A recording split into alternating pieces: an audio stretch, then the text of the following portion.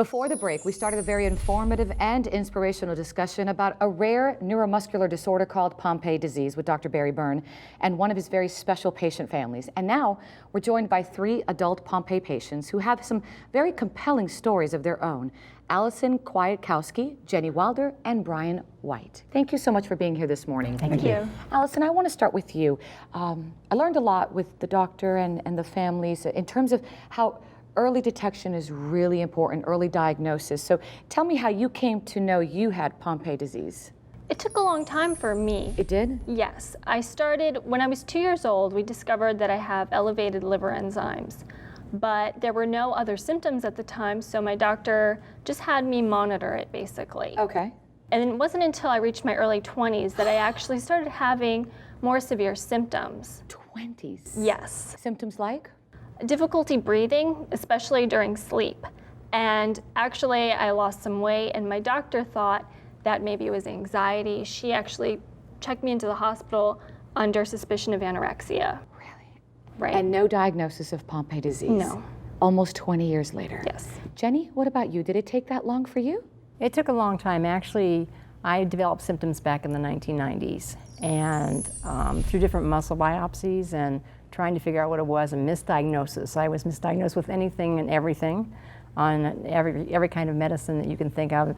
Finally diagnosed by one doctor at the Mayo Clinic in Rochester, and that was before there was any kind of options out there for me. So I was told that there was nothing available at the time. Frustrating? Very frustrating. Very, very, very disheartening, because you know something's wrong, but you're not quite sure what to do with it. So.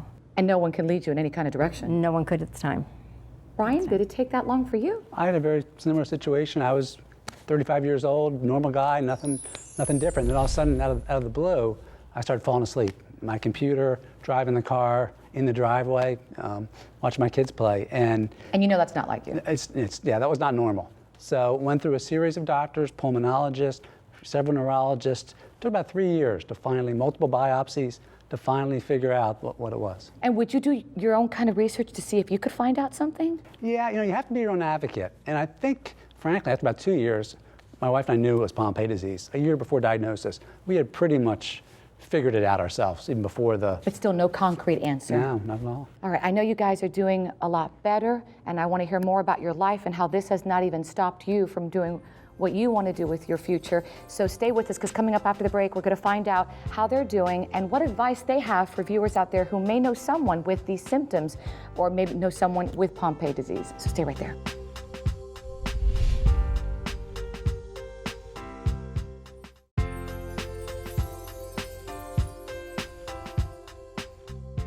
Welcome back, everyone. We're in the middle of a special mini-series on the rare and often misdiagnosed neuromuscular disorder known as Pompe disease. I'm back with 3 very special guests, all of whom were eventually diagnosed with Pompe disease, and all 3 felt it was important to help spread awareness about this condition. Brian, let me start with you. You are married, 2 boys, obviously very active boys. You work full-time for the federal government. How has having Pompe disease, has it affected your life? It has, significantly. On a positive side, I can still work. I can get out there, earn the money that I need to for my family, which is good. On the negative side, physically, it's hurt me. It's hard to breathe, and it's hard to do anything physical, get around, go to the mall, has become a stress. So you pace yourself? You do, and you kind of come at things a little differently. You go to the beach, you don't go in the water, you go there still. So you participate in everything, but you got to kind of come up with a different way to do it. But you don't let it stop you? Not at all, no, definitely. And I like that. Jenny, let me talk with you now. When you were diagnosed, and it obviously took a long time for your diagnosis to come through, at the time there weren't really many options for you. Correct. How did you deal with that, and how has your life changed since you have found other avenues?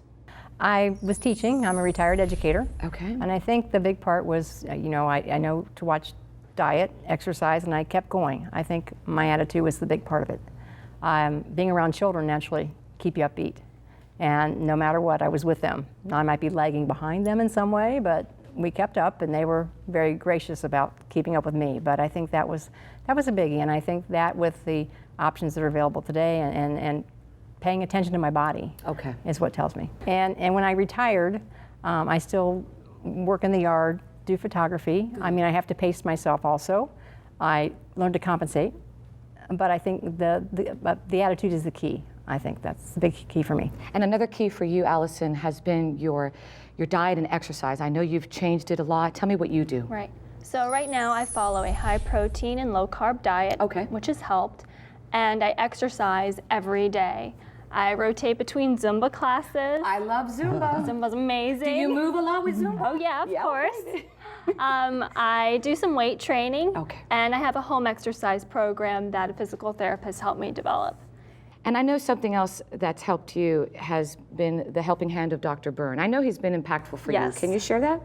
Yes, Dr. Byrne has been really amazing with caring for his patients, including me, and he's also introduced me to other people in the Pompe community, like these people, and it's really been great knowing that I'm not alone on the journey. And Jenny, that is important to know that you're not alone, isn't it? It's very important because when I first was diagnosed, there were nobody. They knew of nobody Zero. with my condition. So it is, I think the seminars, the meetings are very helpful. Meeting people that have the same condition is helpful, and we kind of get ideas from each other, so I think that's great, and support.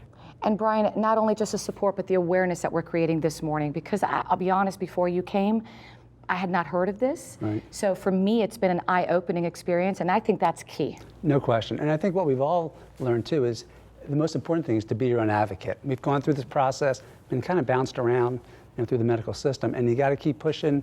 You got to be advocating for yourself 100% really to get what you need. And from what I've gathered, to get what you need and to get the answers you need, right? Mm-hmm. Jenny? Yes. I think education is the key, and I think because of what I know about it and what I've studied and what I've been through, when I hear other people talk, and I do know someone that's going through a similar situation, Really? symptoms sound very similar, and I have suggested a simple blood test. Just a simple blood test will tell you, and I Has think she that's done it? important. Not yet. Not yet. But again, the I message keep pushing. is so I keep clear. A pushing. simple blood test that Yes. can really just give you the answers to a mystery that you don't even know. Yes. Correct, Allison? Right. Thank you so much for your time. I really do appreciate it. If there's anything else in the future to share with us, please come back. And I wish you all a lot of luck. Thank you so much. God bless you. And if you're out there and Pompe disease sounds like something that you'd like more resources and information, just head straight to the website, thebalancingact.com. And don't forget to follow us on Facebook and Twitter. Again, the website, thebalancingact.com.